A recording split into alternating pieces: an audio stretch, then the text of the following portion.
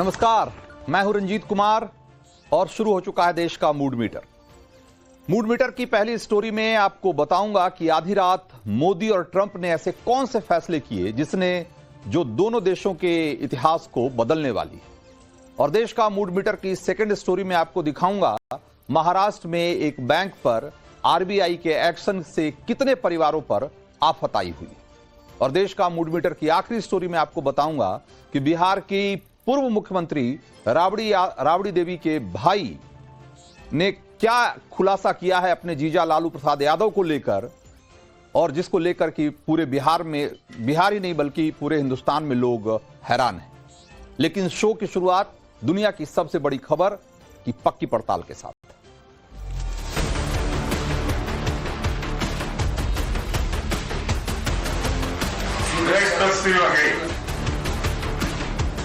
We missed you. We missed you a lot. Here's some of our friends.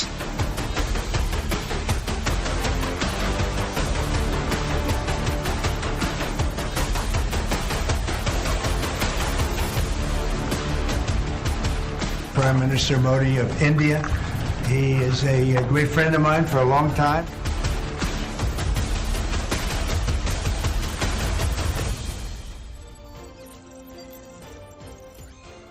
तो uncle Sam, दुनिया का थानेदार, super power, United states of America के लिए शब्दों के न जाने कितने प्रतिबिंब गढ़े गए और अमेरिका की तुलना में भारत की स्थिति की चर्चा शुरू होते ही कह दिया जाता था कि कहां वो और कहां हम, कोई तुलना ही नहीं। लेकिन उन सारे पुराने किस्सों, कहानियों, छवियों और प्रतिबिंबों को गंगा में बहाइए। आज हमारे देश के प्रधानमंत्री नरेंद्र मोदी अमेरिकी राष्ट्रपति के आधिकारिक आवास व्हाइट हाउस में अमेरिकी राष्ट्रपति डोनाल्ड ट्रंप के सामने बैठकर बोलते हैं कि अगर आप अमेरिका को महान बनाने के मिशन पर हैं तो मैं भी हिंदुस्तान को विकसित बनाने के मिशन पर काम कर रहा हूं। यानी कहानी अब बराबरी की है और अब हम किसी से कम नहीं हैं और हमें कोई अपने मन माफिक चलाए ये किसी में दम नहीं। मैं राष्ट्रपति ट्रंप से एक बात हमेशा अप्रिशिएट करता आया हूं, सीखता आया हूं कि वे राष्ट्रहित को सर्वोपरि रख करके काम करते हैं। राष्ट्रपति ट्रंप की तरह मुझे भी भारत के हितों को सर्वोपरि रखते हुए कार्य करना ये मेरे लिए सौभाग्य की बात है। तो कल आधी रात को जब हिंदुस्तान के ज्यादातर लोग नींद में थे तब वॉशिंगटन में शाम के 4 बज रहे थे और ये शाम दुनिया की 2 दिग्गज हस्तियों के नाम रही। मोदी और ट्रंप दोनों ने मिलकर ऐसे ऐसे फैसले लिए जिसका इंपैक्ट पूरी दुनिया पर पड़ने वाला है। एक तरीके से इन्होंने इतिहास बदलने वाले फैसले लिए हैं दोनों देशों के संदर्भ में। आज आपको उन तमाम फैसलों और उसका आप पर होने वाले इंपैक्ट पर भी चर्चा करूंगा। लेकिन सबसे पहले जवाब उनके लिए जिनके सिर पर हमेशा कमियां निकालने का फितूर सवार रहता है। तो जरा एक वीडियो देखिए। यह वीडियो तब का है जब पीएम मोदी कल व्हाइट हाउस पहुंचे और इस वीडियो को लेकर मोदी विरोधी ये बाजा बजा रहे हैं कि ट्रंप तो मोदी के स्वागत के लिए बाहर ही नहीं आए। ऐसी दुखी आत्माओं के लिए इसी वीडियो का अगला हिस्सा देखना जरूरी है। और उस वीडियो को जरा आप गौर से देखिए। इसमें देखिए कि कैसे ट्रंप मेन गेट से बिल्कुल पास में ही खड़े थे और मोदी का स्वागत करने के लिए वो इंतजार कर रहे थे। पहले राष्ट्रपति ट्रंप खुद पीएम मोदी से गले मिलते हैं और फिर बारी बारी से अपने सभी मंत्रियों से मोदी की मुलाकात करवाते हैं।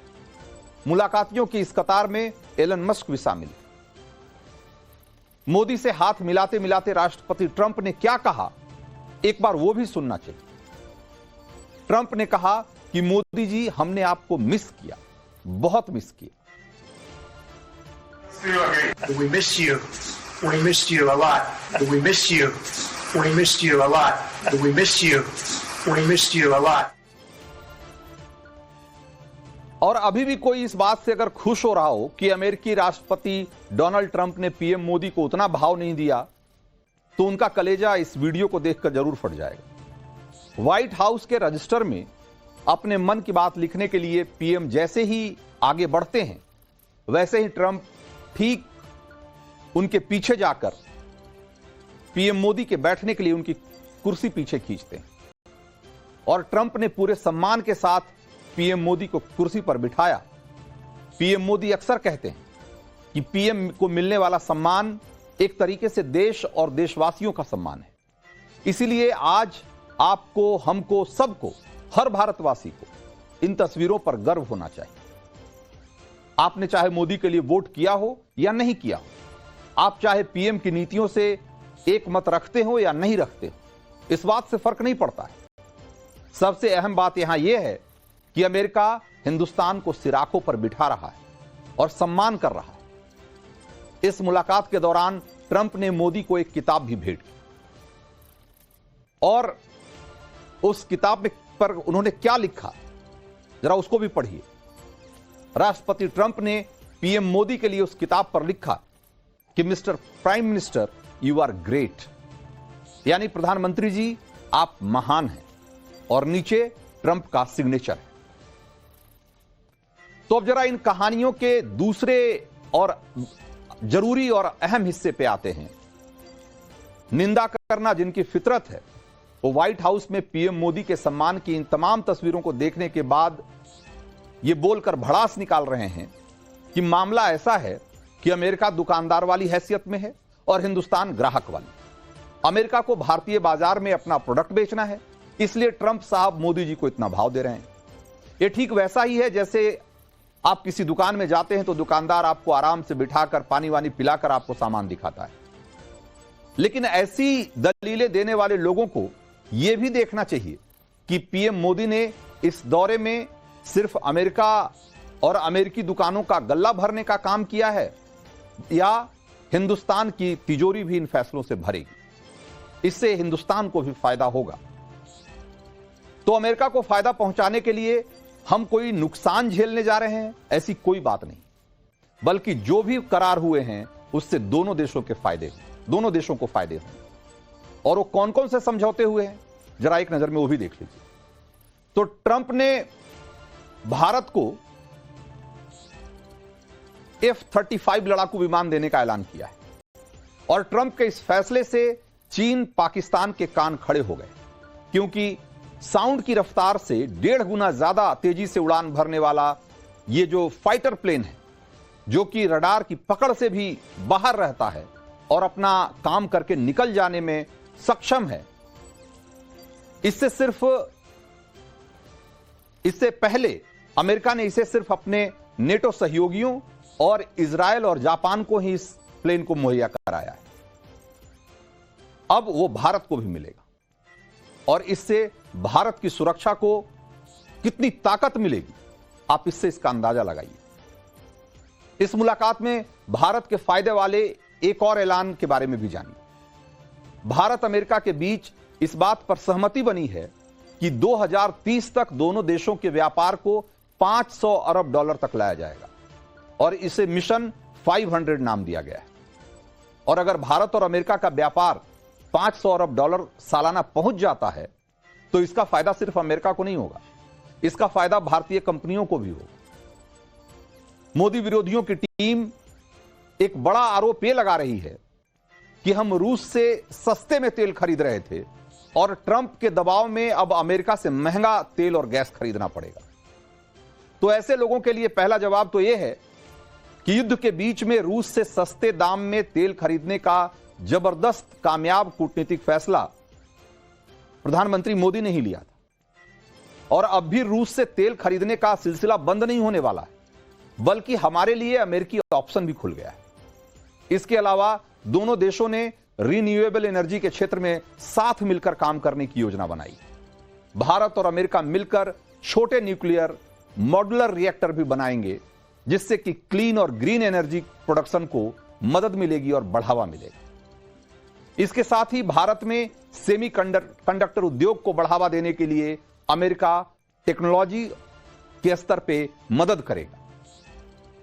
तो ऐसे तमाम समझौते हुए जिसका कि बहुत दूरगामी असर होगा और इसमें बहुत सारे समझौते ऐसे हैं जिससे कि विकसित भारत का जो लक्ष्य है 2047 तक, उसको हासिल करने में हमें मदद मिलेगी। तो ये तो बिजनेस व्यापार की बात हुई। आतंकवाद के मुद्दे पर भी दोनों देशों के बीच अच्छी सहमति बनी। ट्रंप ने ऐलान कर दिया है कि वो 2008 मुंबई आतंकी हमले के मास्टरमाइंड तहब्बुर राणा को भारत भेजेंगे। दोनों देशों के करार के मसौदे में आतंक के एक्सपोर्टर पाकिस्तान को लेकर इतनी सख्त बातें कही गई है कि पाकिस्तान बिलबिला उठा है। तो इस मुलाकात में हर फैसला बराबरी वाला था, फिर भी एक पॉइंट को लेकर बखेड़ा किया जा रहा है। कहा जा रहा है कि मोदी से मिलने से 2 घंटे पहले ही ट्रंप ने भारी भरकम टैरिफ भारत पर थोप दिया है, जिससे भारत को नुकसान होने वाला है। लेकिन ऐसा जो ये बातें जो कही जा रही है, इसके पीछे की हकीकत क्या है वो भी जान लीजिए। तो पहली बात तो यह है कि ट्रंप ने सिर्फ कहा था, टैरिफ लगाने का अभी तक ऐलान नहीं हुआ है। और इसके साथ ही यह सहमति भी बन चुकी है दोनों देशों के बीच कि दोनों देशों के अधिकारी साथ बैठेंगे और दोनों देशों के व्यापारिक हितों का ख्याल रखते हुए आगे का फैसला लेंगे। इसलिए अभी से छाती पीटने की जरूरत नहीं। तो अब देश का मूड मीटर में वक्त है अगली स्टोरी का, और आपको यह बताने का कि कहां बैंक पर ताला लगने से लाखों ग्राहकों पर बिजली गिरी।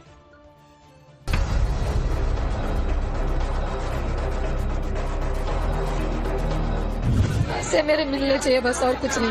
हम लोग ने बहुत बड़ी मेहनत से कमा के रखा है यहाँ पे। पब्लिक को शांत करने के लिए 90 डेज बोल रहे हैं, मिलेगा ही नहीं। तो ऐसा हो गया तो अभी कौन सा बैंक से विश्वास करेंगे आदमी लोग।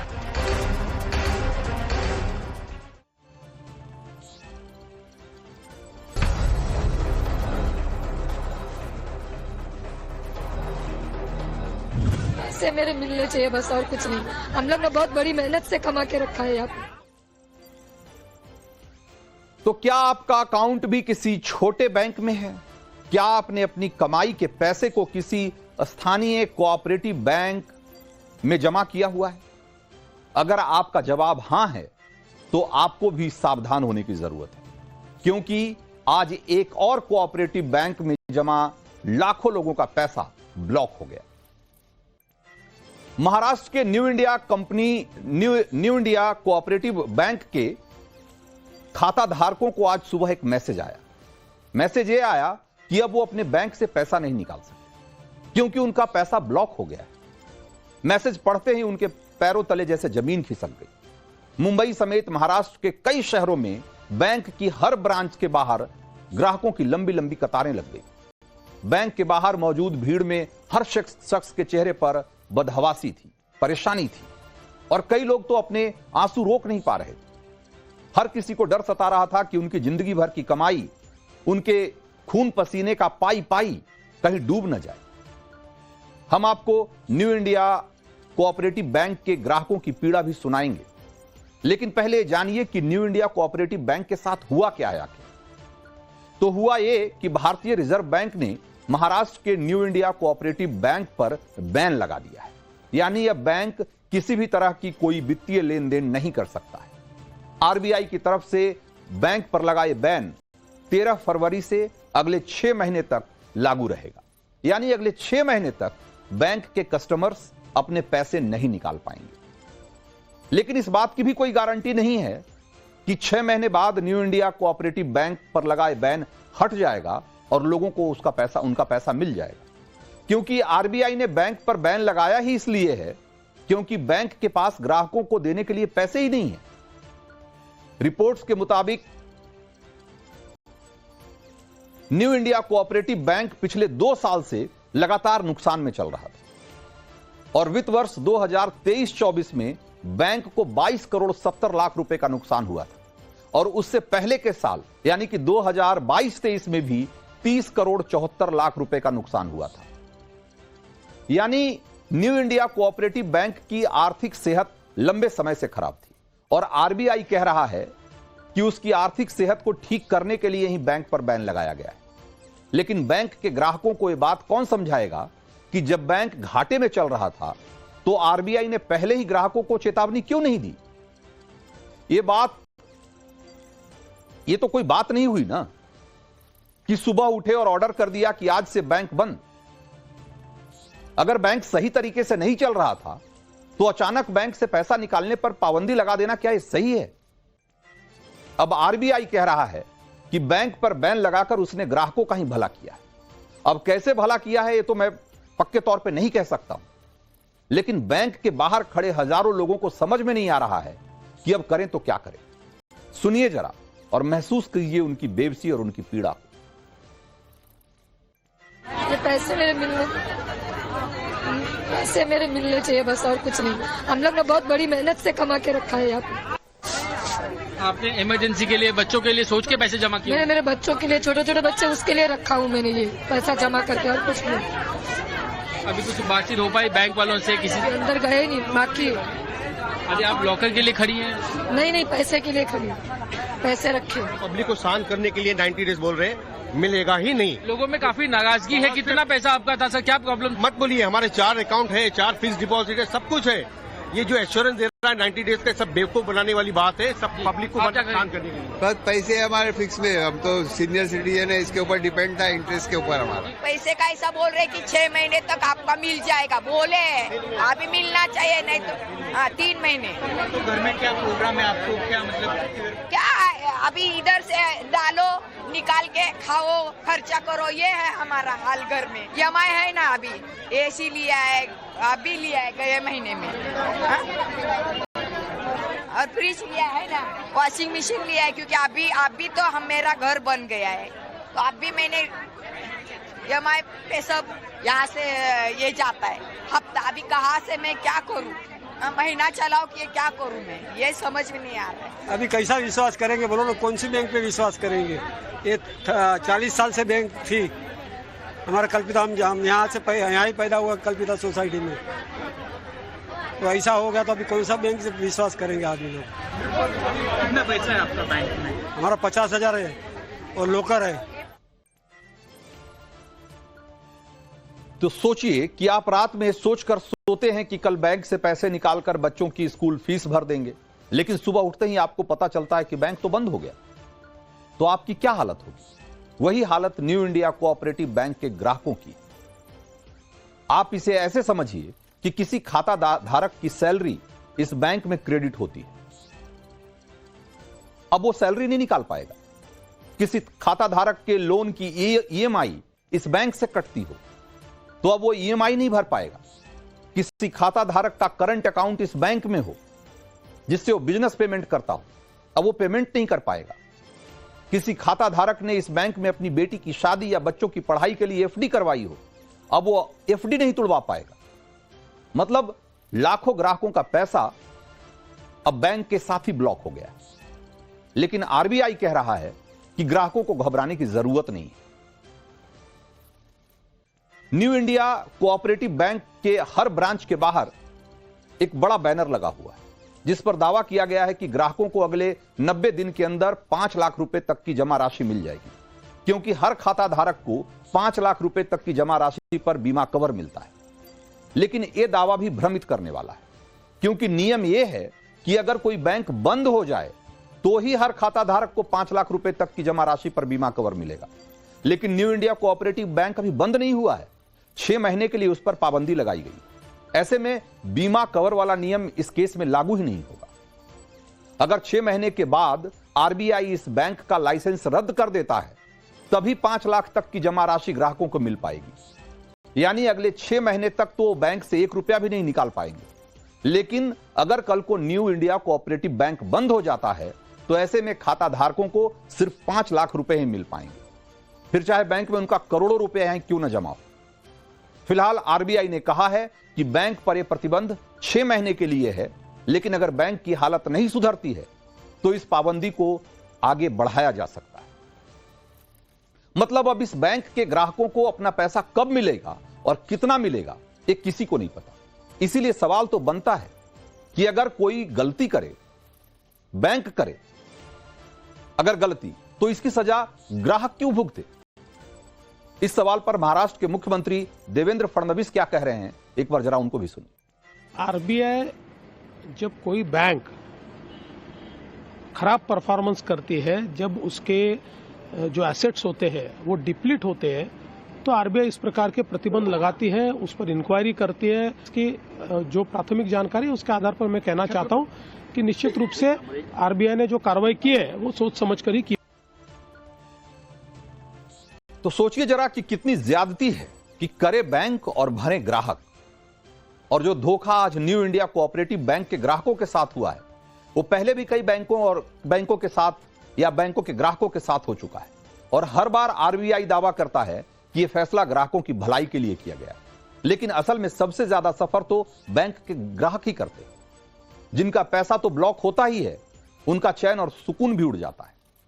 लेकिन इस सवाल का जवाब कोई नहीं देता कि अगर कोई बैंक घाटे में है तो इसके जिम्मेदार ग्राहक तो नहीं है ना। तो फिर बैंक का घाटा ग्राहक क्यों सहे? अब देश का मूड मीटर में अगली स्टोरी का रुख करते हैं और आपको बताते हैं कि जंगल राज को लेकर किसने किया है सबसे सनसनीखेज खुलासा।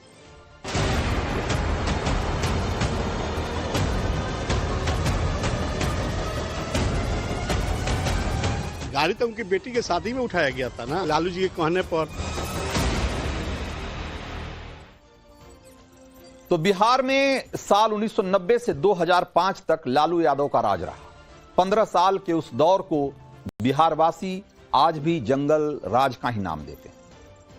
तब अपराध की ऐसी ऐसी जघन्य घटनाएं हुई जिसे याद करिए तो दिल दहल जाए, शासन प्रशासन से भरोसा उठ जाए। बिहार के उस जंगल राज की नई गवाही ने दुनिया को चौंका दिया है, क्योंकि यह गवाही लालू यादव के छोटे साले सुभाष यादव की है।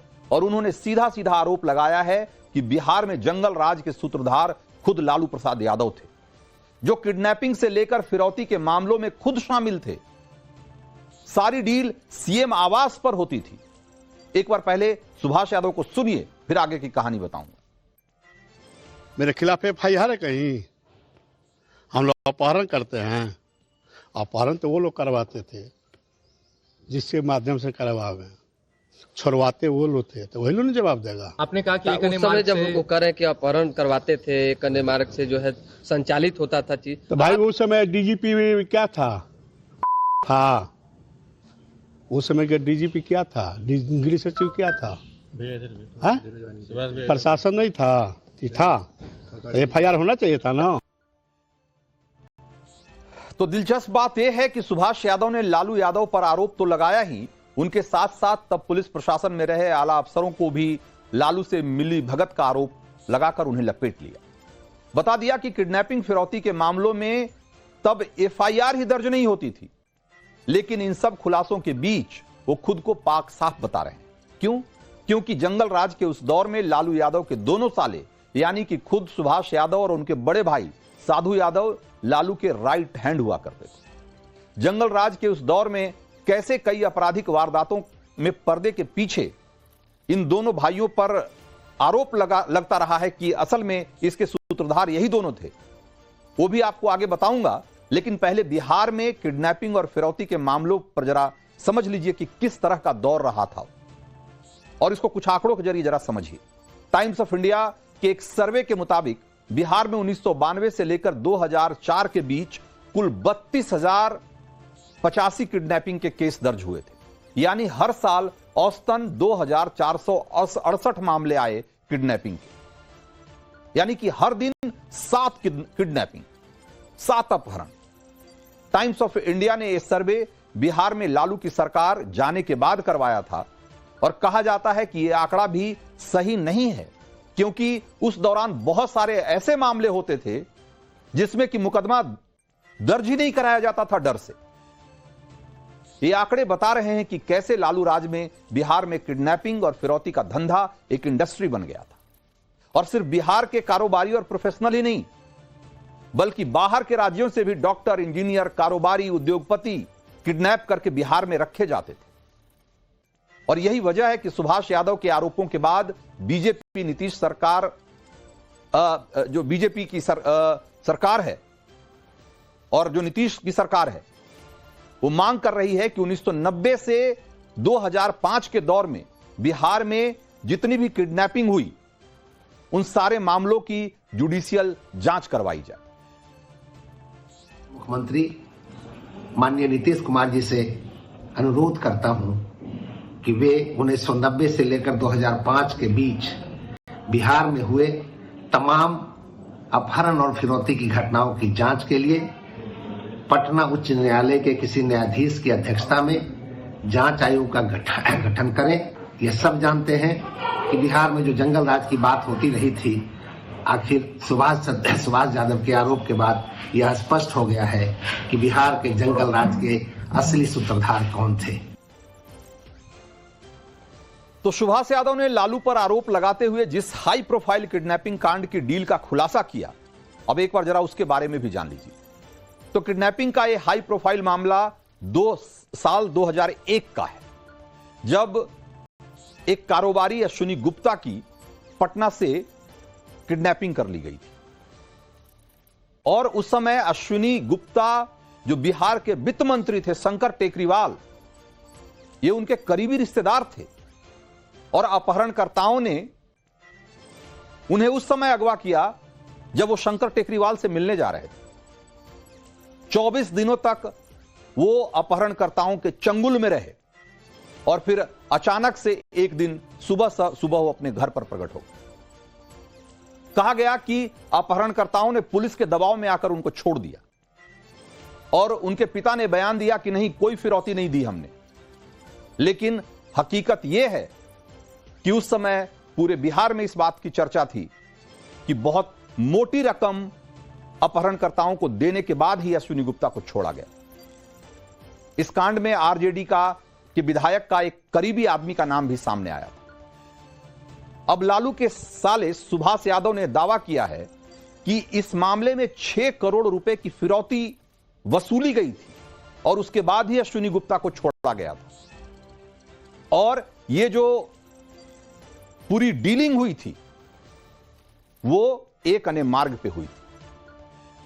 लालू प्रसाद यादव जो उस समय के मुख्यमंत्री थे, उनके आवास पर हुई थी। अब आप सोचिए कि किस तरह का दौर रहा होगा। देश का मूड मीटर में वक्त इतना ही था। मुझे दीजिए इजाजत। ब्रेक के उस पार